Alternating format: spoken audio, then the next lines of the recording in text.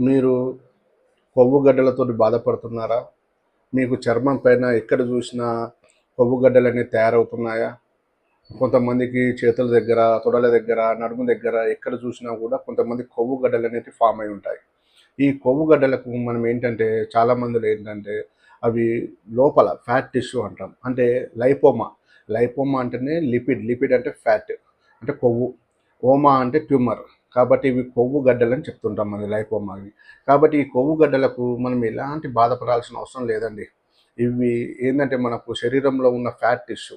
కొవ్వు అనేది అక్కడ కొంచెం పేరుకపోయి చర్మం పైన కొంచెం ఉండలాగా మారుతుంది. మనం వాటి చేత్తోని టచ్ చేసి ఇలా చూసామనుకోండి కొవ్వు గడ్డలకు అవి నొప్పేం ఉండదు. అంటే పాల్బబుల్ ఒకరి నుంచి ఒకదానికి ఒక పక్కకి ఇలా జరుగుతూ ఉంటుంది కొవ్వు గడ్డలు.